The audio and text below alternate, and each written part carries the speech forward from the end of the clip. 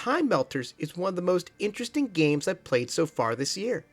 A brilliant blend of genres, it's a hero defense game with some real-time strategy elements mixed in.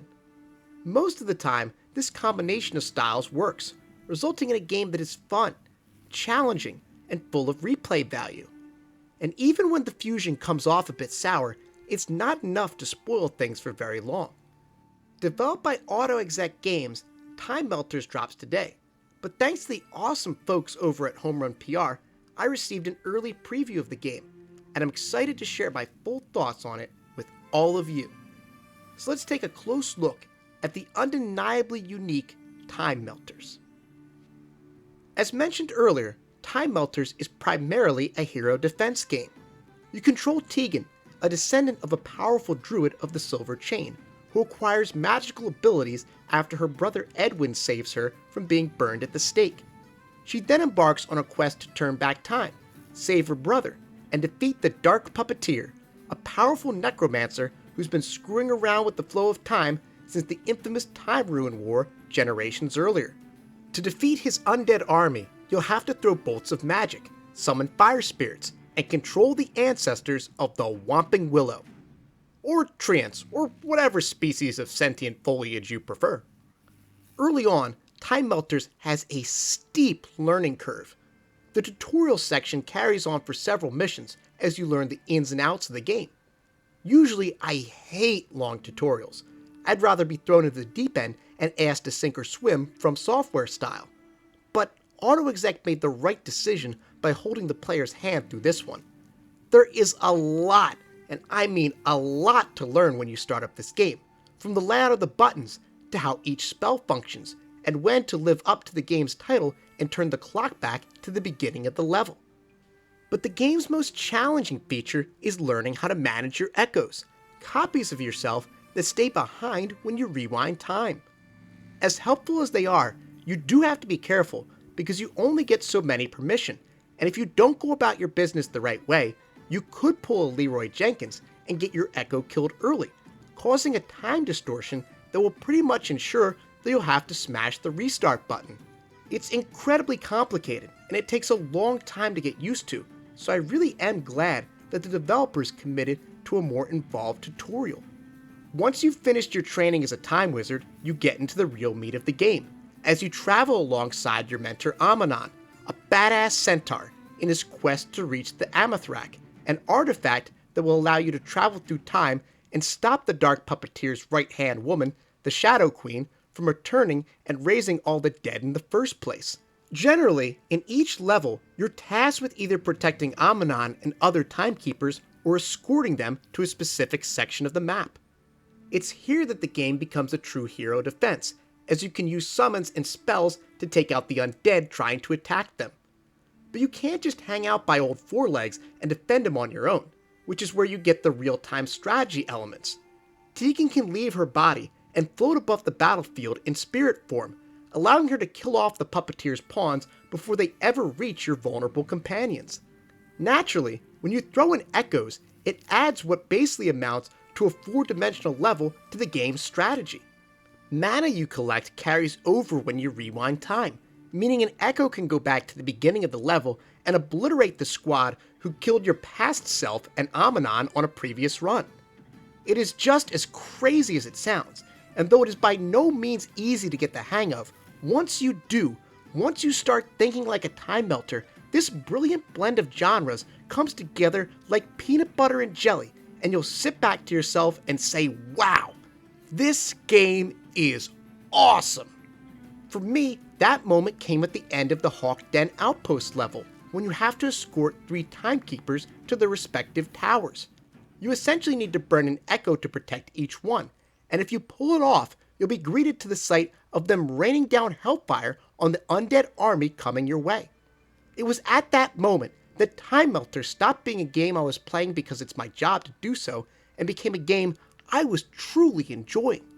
If you find yourself struggling with TimeMelters or unsure about it during the early going, I'd recommend making it to Hawk Den Outpost before making a final decision about how you feel. It's at that point that you'll know for sure if this game is for you. Fortunately, if you are enjoying the gameplay or the story, but are just finding things to be a bit too easy or even too hard, you could always adjust the difficulty from the pause menu. And if you're feeling eager to get back to the missions and not really feeling the story, you can also choose to have the story beat streamlined for you instead of getting a full serving of time-melting drama. Speaking of the story, it's decent. It's nothing to write home about, but it is functional, providing the campaign with the twists and turns it needs to vary up the gameplay. It took me back to my days playing Warcraft 3, a true highlight of my childhood.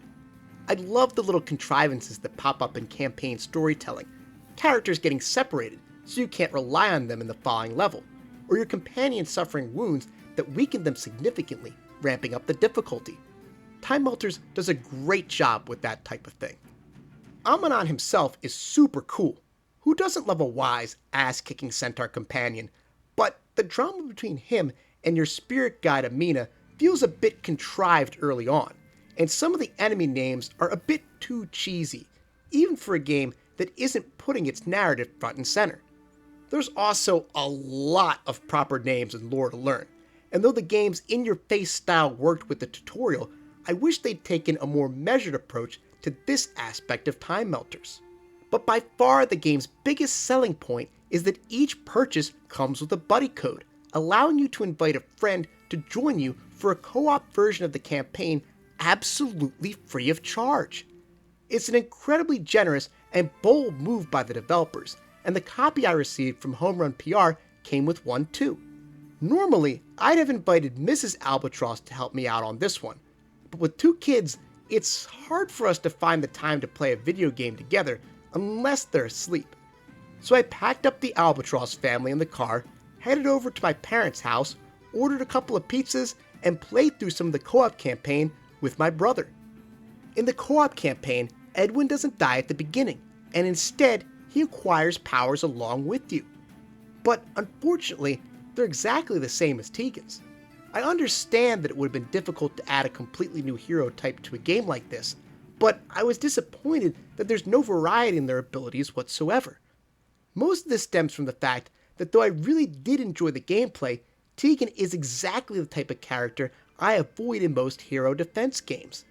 As I said earlier, I cut my teeth on Warcraft 3, and I was playing Dota when it was just a custom game on Battle.net servers, long before it ever became its own game, let alone its own genre of game. And I always rolled with close combat characters, so when I fired up the co-op campaign with my brother, I was hopeful that Edwin would fill that role. It's a bummer that he doesn't, and again, I acknowledge how difficult something like that would have been to pull off, so it doesn't affect my final opinion on the game all that much.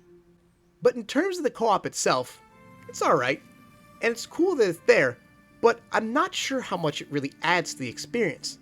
With how complex some of the later levels are, where you really need to experiment and think things through before coming up with a solution, I almost feel that you're better off playing on your own and experiencing breakthroughs individually. Meanwhile, my brother and I often had trouble coordinating our plans. This is probably an intended part of the game, to add another complicating element to the already intuitive gameplay. Then again, this part of TimeMelters probably just wasn't for me, as I rarely play co-op titles these days. Still, the fact that they give out a free buddy code along with each copy is incredibly generous and should be a great selling point for the game. Overall, I'm confident in saying that TimeMelters is one of the most creative games I've played so far this year, and far exceeded my expectations. If you're a fan of hero defense games, real-time strategy, or just love a story that involves time travel, then I highly recommend checking this one out. It's now available on Steam.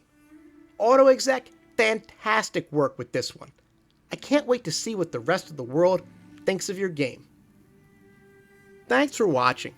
Huge shout out to my silver and gold tier YouTube channel members and Patreon subscribers, including James Pruitt, Raven Lampkin, Corey Matson, Gustavo Balabi, Reed, and Pathonian, who receive early access to these videos thanks to donations of $5 to $10 a month. Take care, and I'll see you guys next time.